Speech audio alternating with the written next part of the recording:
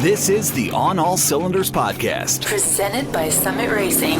Your host for today is Summit Racing's Will Schertz, with special guest NHRA Pro Stock driver Dallas Glenn. Here we go. Hello, everyone. Welcome to the On All Cylinders podcast. This week I'm chatting with Dallas Glenn, a lifelong member of the racing community and drag racing sportsman class veteran who's going to be joining the big leagues this year.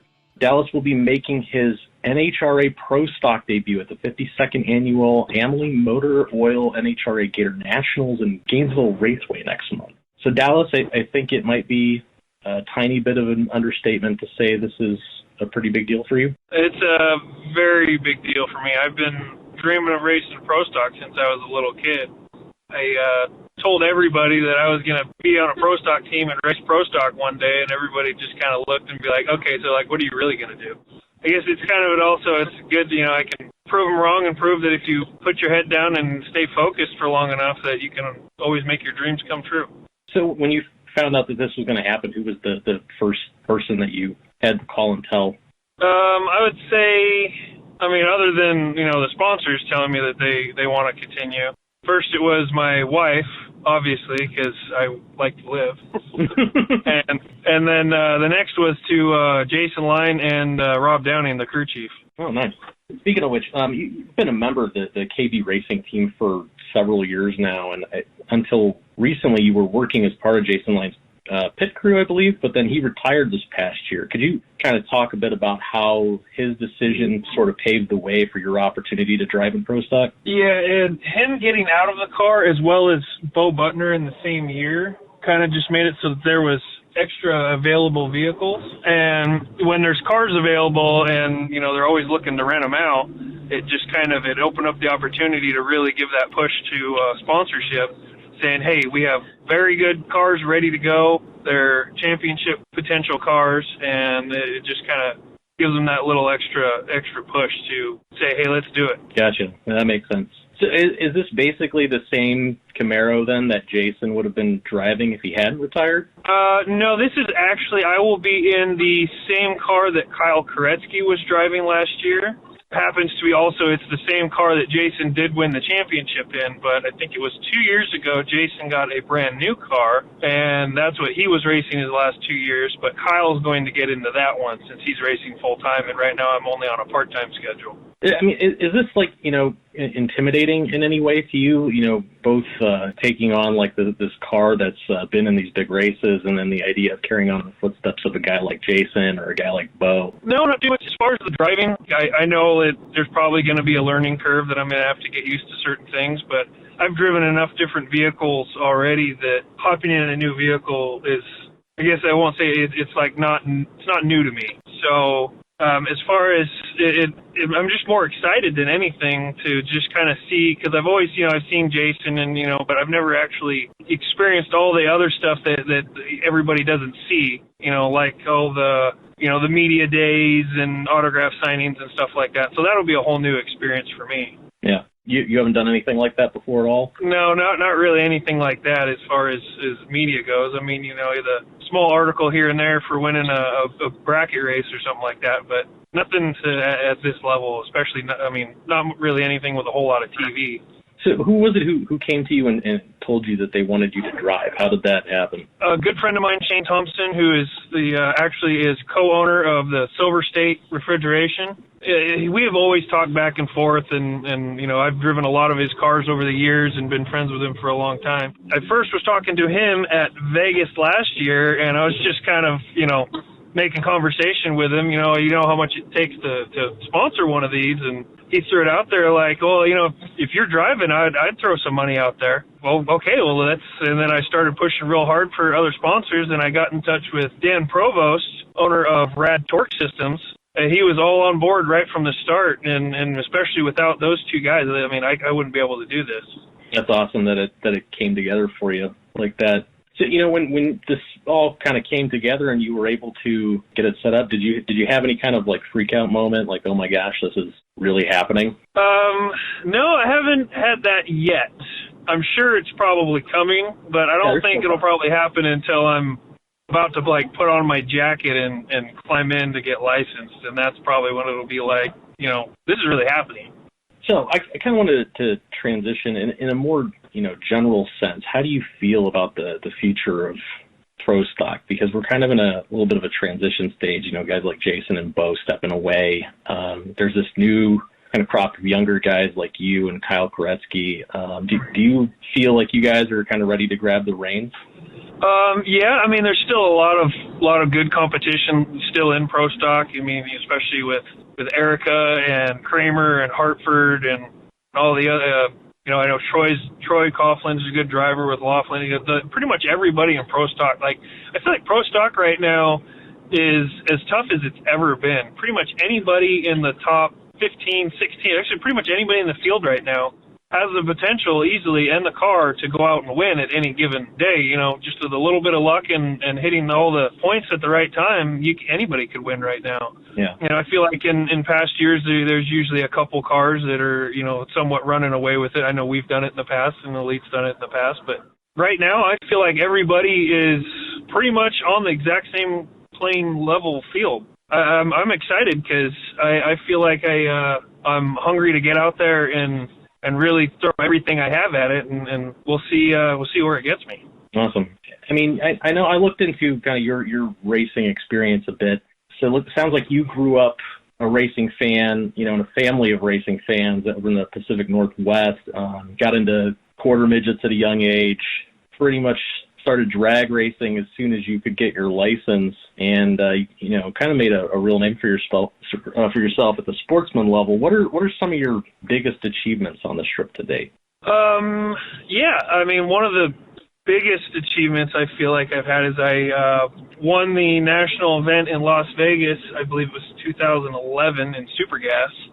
That was kind of, I'd been in a final once before in stock, but to finally seal the deal is a whole nother experience. And then the final that I was in before that, it was like a kind of a reschedule on Monday. There was the only people in the stands were the people there cleaning up garbage, so it wasn't like the full experience.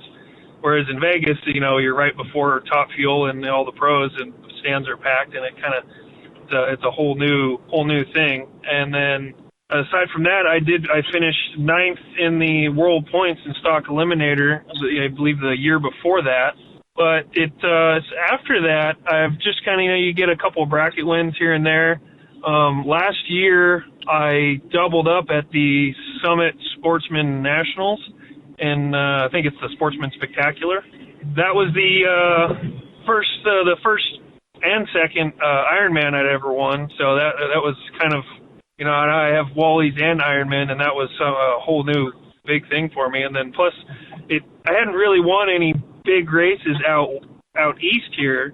I've won a lot out west, but to win one out east here, I feel like it brings a whole new level of confidence that I could still do this. The most recent is I went to the final round, and then I lost in the quarters of the Fall Foot Brake Frenzy that's put on by Loose Rocker out at Piedmont. And with the caliber of foot brake racer there, it's to make it that far and not one but two races in the same weekend is huge confidence booster. I feel like I'm in like a street car compared to some of the guys I'm racing. I'm dialed in the mid sevens and they're going low fives. There was one other one I don't think you mentioned. I kind of wanted to bring up because it stood out to me a little bit. The 2008 Race of Champions, because if you were a little bit older when you had that win, I think that would have taken you to the very finals, wouldn't it? Yeah, I won a Race of Champions in Division 6 in Sportsman, and I was 17, and that was the first year that they implemented you have to be 18 in order to race a national event rule. If I had been born 43 days earlier, I blame my parents on that one, I would have been able to go to Pomona and race for the World Championship. So that was kind of the start of the hungry to really, really prove myself. And that was, when they first told me, like, right after I'd won, they're like, well, you're 17, you can't go to Pomona. And I was like, well, who are you going to send? And they're like, well, we're going to send the winner of Sunday. I'm like, well, okay, I'll just go win Sunday. And, I got close, but I ended up just running out of luck, I think, in the semis. But it just did that hunger kind of just stayed with me. Yeah, I imagine that had to sting a little bit the way that went down. How do you bounce back from that kind of disappointment, especially since it really had nothing to do with your performance? It was everything to do with your age. I went down and still supported, my team from Division 6. And, I just kind of stuck with racing. And I'm like, well, I'll just get it next year or the year after that. I'll get it eventually. But it just, like I was saying earlier, the hunger to kind of prove that I can be one of the best is always kind of stuck with me.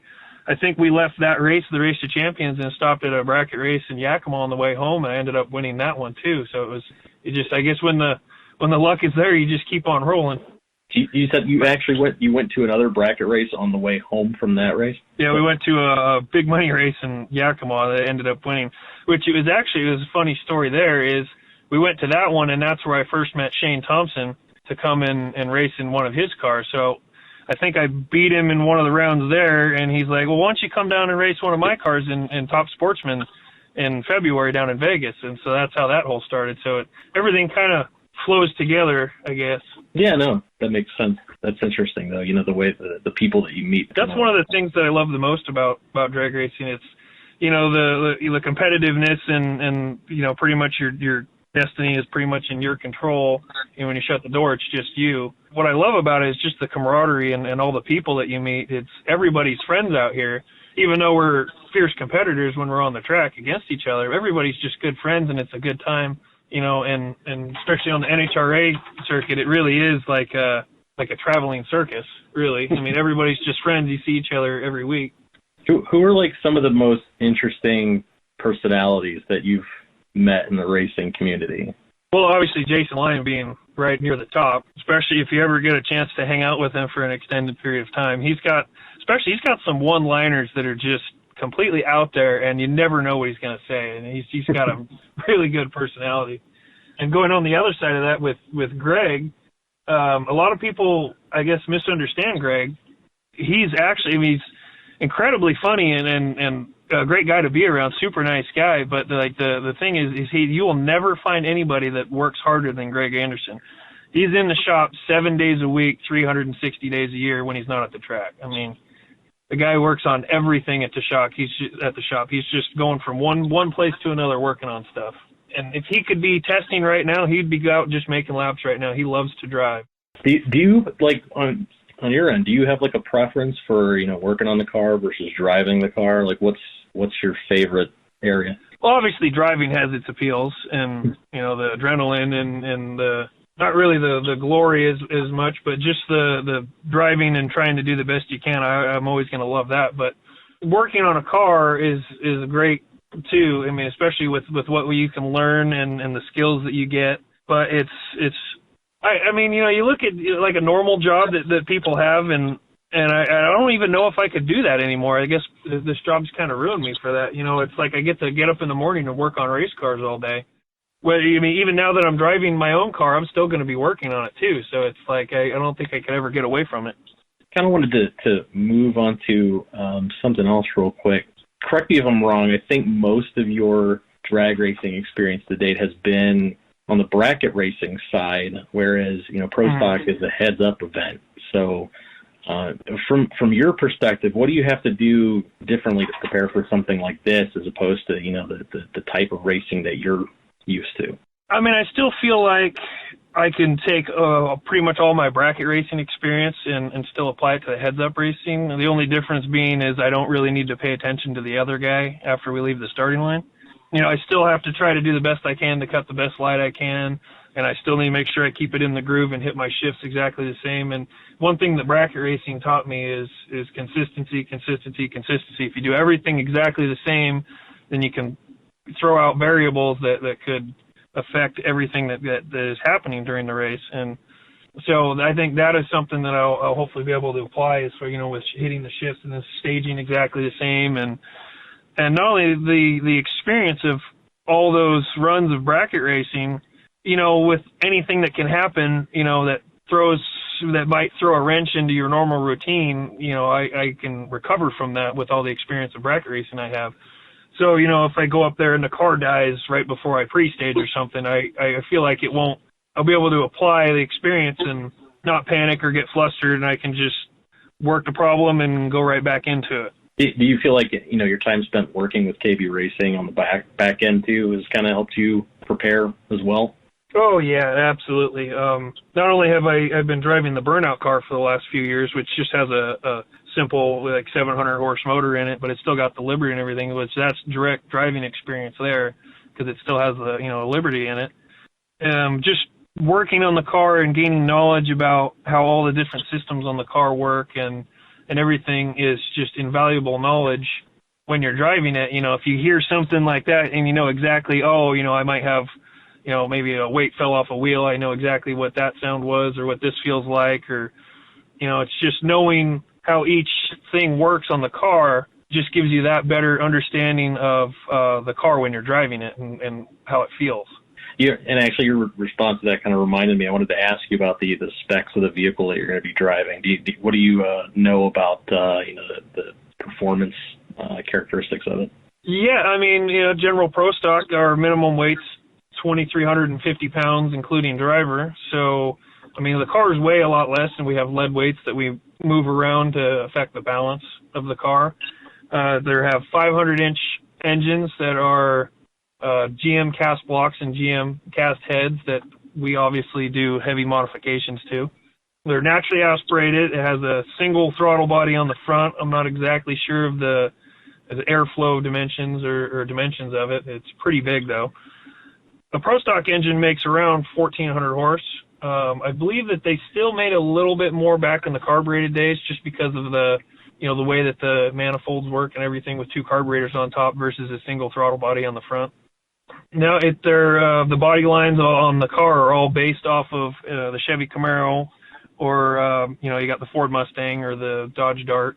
But pretty much the majority are running the Chevy Camaro. The availability of parts for the Chevy engines is really hard to beat. They basically, it's all the basic Pro Stock rules.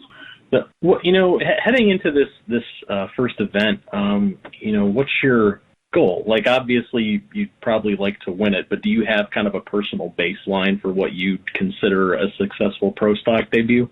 I would consider a successful Pro Stock debut on my part is if I go up there and I do my job the way that I feel it's up to the level that I need to. I stage nice. I stage shallow in the way that I need to. I have good lights, and I kept it in the groove and hit the shifts. If I do all of that and I get beat, whatever round it is, as long as I do my job correctly, I know that the rest will come eventually. As long as I can do my job, I'll be happy. So after this Gainesville race, how many more Pro Stock events do you anticipate doing this season?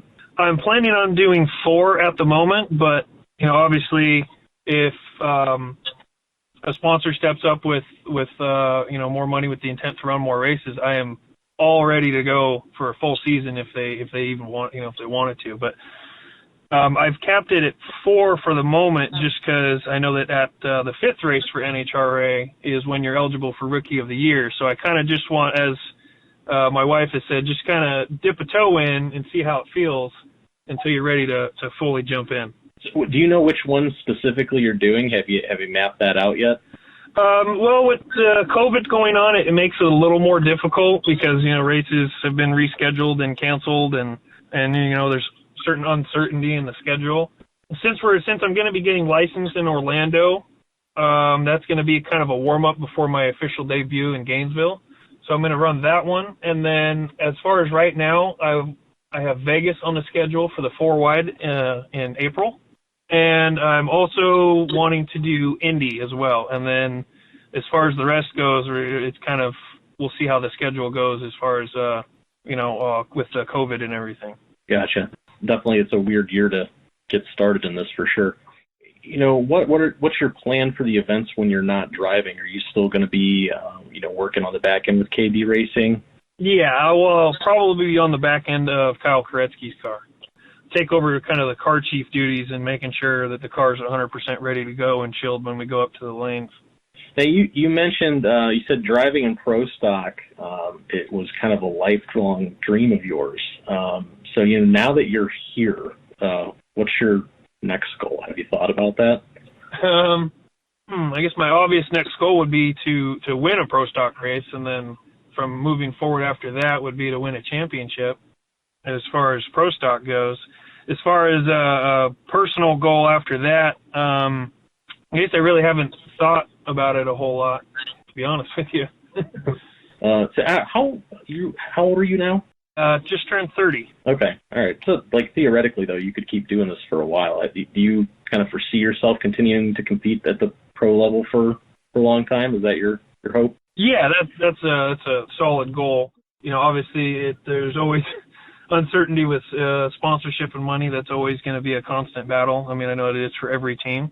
But I feel if I go out and represent sponsors well and show everybody that I can compete and stay at the top level, that I would absolutely foresee, hopefully, crossing my fingers for a long career in Pro Stock. So this isn't related to anything we've discussed so far, but I have to ask you, do you still have your 68 Chevy El Camino? Yes, I do. That was actually just in November when I went to the final round at Piedmont. That's what I was driving. Oh, okay, nice. So the last time that you spoke with OnAllCylinders about that vehicle was, I think it was 3 or 4 years ago. Have you made any other changes to it since then? Like any upgrades or? I'm kind of in the middle this year of doing a few upgrades, but after I won the Summit Sportsman Spectacular at Darlington, I kind of took some of my prize money and I bought a set of wheels for it. But other than that, that's pretty much all I've done to it. A set of Race Star wheels. Hey, if it's not broken, don't fix them. Yeah. Do you still see yourself doing more bracket races in it in your free time? Assuming you have free time now, it seems like you're a pretty busy guy these days. Yeah, I've been pretty busy lately, but any chance that I get an off weekend is, if we're not testing or working somewhere or racing somewhere, and there's a bracket race nearby, you can pretty much bet I'm going to be there. A little while back, we recorded an interview with rookie NHRA Pro Stock driver Dallas Glenn, just prior to his debut at the NHRA Gator Nationals back in March. He's been in a few more races since then and recently notched his first career victory at the NHRA 4-Wide Nationals in Charlotte, North Carolina. So we kind of wanted to sit down with him again and get his thoughts on that and a handful of other recent developments. On that note, congratulations on achieving your first Pro Stock victory. Oh, thank you. And Charlotte it was definitely, the luck was with us and the car was working good. So, it's been quite the start to your Pro Stock career, to say the least. We're 2 months in, you've got your first Wally. I have to ask, are you sleeping with it on the pillow next to you, or has your wife made you find a shelf for that yet? Oh, we have that sitting downstairs next to the TV, right on the TV stand. Okay, well, that's a good spot for it. So I have to imagine you've probably been inundated with calls and interview requests and such. Has it been pretty hectic for you since the Charlotte race? Yeah, a little bit, but not too bad. It's something you get used to. Definitely, it's definitely gonna come with the territory, I guess. Yeah. Yeah. How do you feel like you did in your first post race interview? I felt like I did pretty good. I didn't really forget anybody. I named all the sponsors. I thanked my wife. I didn't stutter too much, so it was it was kind of the main things that I was worried about. Yeah, that's all the important stuff. So, has the fact that you won already really sunken in yet? Not really. All I can think about is moving on to the next one and trying to win the next one. Maybe at some point I'll think back and be like, 4 races in, I won my first one and realize how big of an achievement that is. But right now, all I can think about is the next one. Okay, yeah, that makes sense. In the previous event, you'd gotten knocked out in the opening round. So, what was that like for you coming into this event? How did you guys adjust, and do you have a feeling that it was going to go differently this time around? Well, after Atlanta, I didn't feel a ton of confidence in the car, and we made some pretty big changes to it before the Charlotte race. Some of which are just, because the Charlotte track's just a little bit different, but we made some pretty major changes to the chassis, and I was excited to go to Charlotte and see what these changes were going to do. I knew it was going to take them a couple runs to kind of get a handle on it, as they're very finicky. But after the third qualifying run, even though it wasn't the fastest run out there, or even as fast as what it could have been, I could see a lot of potential in it, and I knew it was going to be, as long as we just did a couple little things and I didn't screw anything up, it was going to be real fast on race day. And luckily, I didn't make too many mistakes, and the Rob Downing and Dave Connolly did a fantastic job on the chassis tuning. Awesome. So let's go back to the Atlanta one. You mentioned that you weren't really confident in the car after that. What were some of the specific things that you had issues with, and what types of adjustments did you have to make other than the the chassis? Yeah, I feel like in Atlanta, it was, it was staging just a little bit, just a little bit off. And then I was just a little bit off on a couple of my shifts, but the car was just very, very finicky. It was either one way or the other. We couldn't seem to ever hit it, and it wasn't very happy, I guess is the best way to explain it. It had a very, very small window to make a good run in. And it just, even when you did make a good run, I felt like it wasn't where it needed to be. Like even just a nice smooth run was still several hundred slower than Greg. So I know that there was more in it. I know the engine makes enough power. So it was just a matter of making adjustments to everything and getting everything to work together to try to make the car happy. Gotcha. So, I mean, by comparison in Charlotte, did you run into any issues with it that weekend, or was it pretty much doing what you wanted it to do? For the most part, it was doing what we wanted to do. The Q1, the track was still a little bit green, and it was a little cool out, so and we were just a little too aggressive.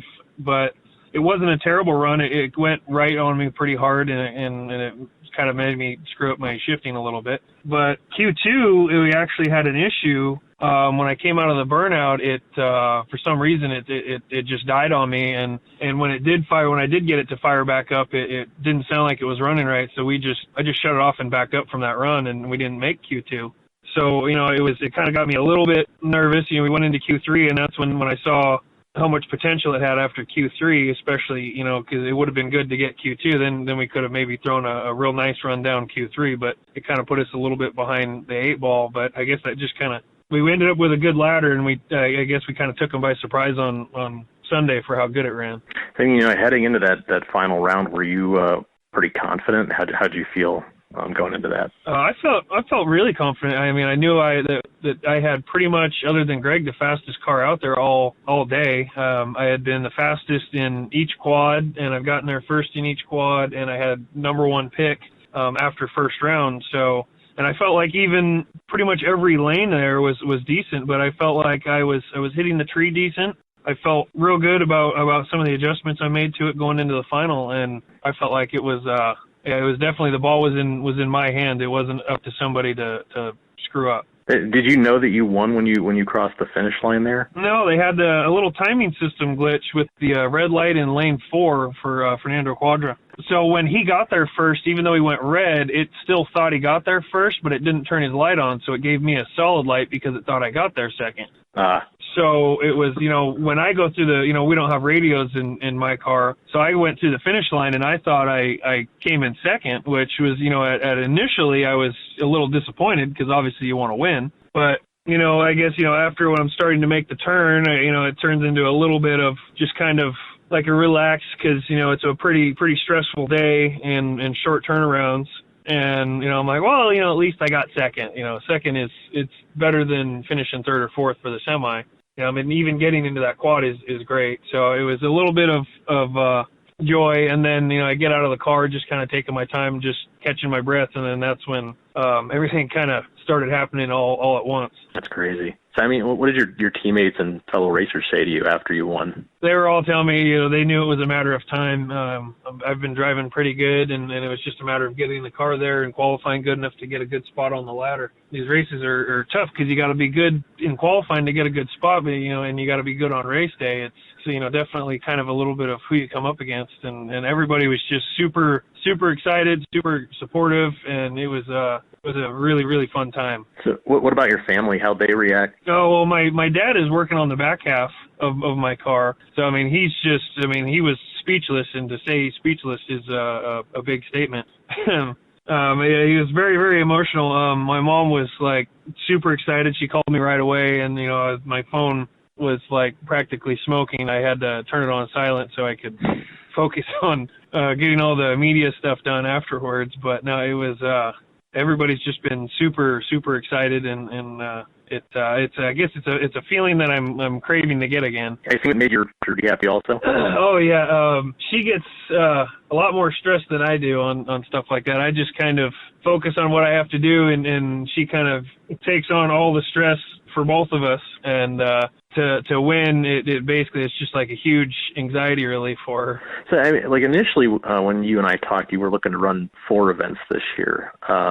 So I hear that that's changed now, and Rad Torch Systems is sponsoring you for the full season. Could you kind of talk about how that makes you feel, that they're putting their confidence and faith in you to keep competing at a high level? Yeah, Dan Provost at Rad Torch is, I mean, you can't ask for a better guy than that. He's very, very, very supportive, even when we don't do our jobs.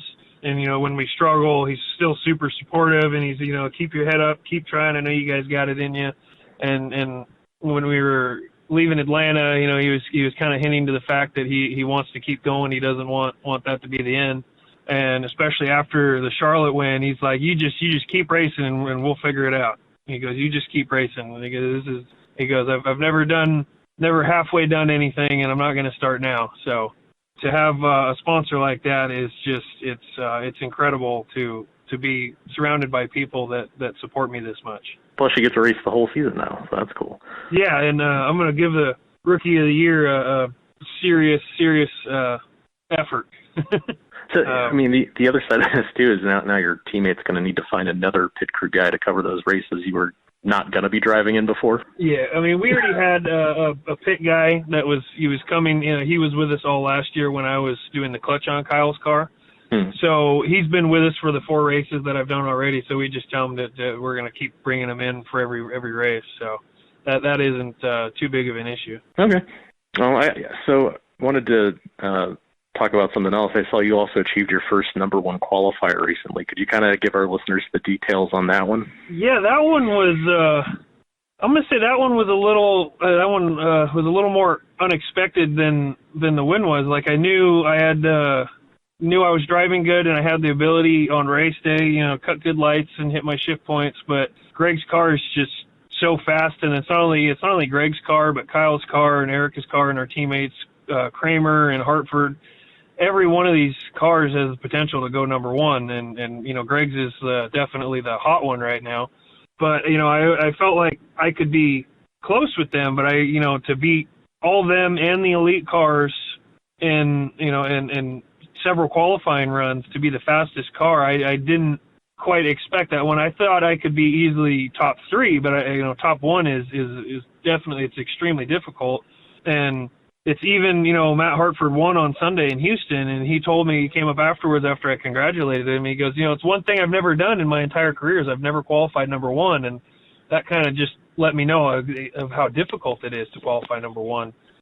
All I did was I just went up there on that first run. I knew they were going to be aggressive because I was starting farther back in the field for the first run, and I knew we weren't going to get very many runs. I was only thinking we were going to get 1, so I just focused on staging as shallow as I could. I think I flickered the bulb on Kyle. He gave me a hard time about that. And I hit my shifts good, and Greg he missed a little bit of his shifting, and it gave me just enough room to squeeze in there. Didn't Greg have like a streak going too that you broke? 5 #1s in a row, and he tied me for #6. If he had gone 1,000th of a second faster, he would have had 6 races in a row qualifying #1. And to show how difficult it is to keep a streak going, the last time he had 5 #1 qualifiers, I believe, was like 2006. So, and Greg's always had a pretty fast car, so it's extremely difficult to qualify #1. So you got this win, then you followed that up with a #1 qualifier, and I think you're also sitting in the top 10 in the standings right now. Do you feel like you belong yet? Yeah, I mean, I feel like I can compete with anybody out there on any weekend. I feel like I'm getting more and more and more comfortable. I'm very, very comfortable in the car now. I don't feel like coming in, jumping in the car after a couple weeks off, I don't feel like I need to shake any rust off. I feel like I can just jump back in and do my routine. And I think, going into Vegas, that was one of the biggest things I noticed was, I was after Gainesville, we had a month off, and I felt like I was trying to reteach myself everything really quickly on the first run. And now I don't feel like that. I feel like I can just jump in and go. And I feel like we can, it's not only the Rookie of the Year that I want to give a run, but, as long as I can stay in the top 10, I want to give the championship a run. I want to give everybody a run for their money and make sure that everybody earns it. Whoever gets there, I want to make sure that they earn it. And I want to give it my best shot to try and earn it myself. Well, I feel like you've made a pretty good start to to get there. One of the sayings is that my dad has is, every weekend we want to make sure that they know that we were there. And I feel like so far I've achieved that. In general, in your short experience with it, how does driving in Pro Stock compare with the bracket racing you've done over the years? Is it pretty much what you thought it would be? Is it different in any way? It's for the most part, it's what I thought it would be. It's a little bit more difficult to do everything perfectly than I thought it would be. I thought I'd get in there, kind of do my routine, and just be able to just kind of hit it and make a small adjustment here or there and just kind of just do my thing and always hit it. But the cars are very, very finicky, and they're very difficult and very technical to drive. And to do everything just right, especially with how much stuff we changed on the car, is extremely difficult. I mean, with the changes, because the car makes a very different run pretty much every time you go up there. And to try to adjust kind of on the fly and hit all your shift points on time and stage the same and to do everything just right is it's a little more challenging than I expected it to be. You think that's like, just you still working out the kinks with your car, or is it just kind of the nature of things? I think it's just kind of the nature of things, because I remember through the years of working on Jason and Greg's car, they struggle with the same thing. As it was just like in Houston with Greg, he missed a couple shifts, just a little bit, not a lot, but he missed it just enough that it definitely cost him the number one. And I know that, he's got more runs in these things than anybody out there right now by a good bit. And even somebody with that amount of experience where he could, disconnect his shift light and probably still hit his shifts pretty close on time, it shows how difficult it is. Last time we talked, you kind of gave your take on the future of Pro Stock, with all these young guys coming in, you being one of them. Did you find it interesting that the guys that you ran against in Charlotte in the final quad were, other guys looking for their first career victory? Does it reinforce for you that the sport's in a good place moving forward? Yeah, that was kind of a special moment there to have 4 cars all in that final quad that have never won before. It definitely shows how strong and young this class is. Does it reinforce for you that the sport's in a good place moving forward? Yeah, absolutely. Even in Houston, Reinhardt was talking about how, like, if you had gone up in a space shuttle for 2.5 years, came back, and then looked at the people who were driving Pro Stock who are all in second round, you question yourself for how long was I really gone? It's just the average age of the class is one of the youngest out there by a good bit, and I feel like just a few years ago it was the exact opposite. It used to be kind of like just a bunch of old rich guys, and now it's a bunch of kids who are out here trying to prove themselves in one of the most difficult classes to win in. And I think it definitely shows how strong this class is. Every week we have 18 to 20 cars. It's consistently just always in killer racing. In Houston, we had 400s between the number 1 and the number 12 qualifier. That is, you make one mistake and your day is done. Yeah, it's crazy how how close the difference is. All right, well, hey, awesome talk, Dallas. Thanks for joining us again, and congratulations on your win, and we wish you luck as you move forward with Pro Stock this season. Well, thank you, and I appreciate you having me on here. Anytime, I'll be happy to join in anytime you want. This has been the On All Cylinders podcast, presented by Summit Racing. Check out new episodes coming soon at OnAllCylinders.com. OnAllCylinders.com. Thanks for listening. See you next time.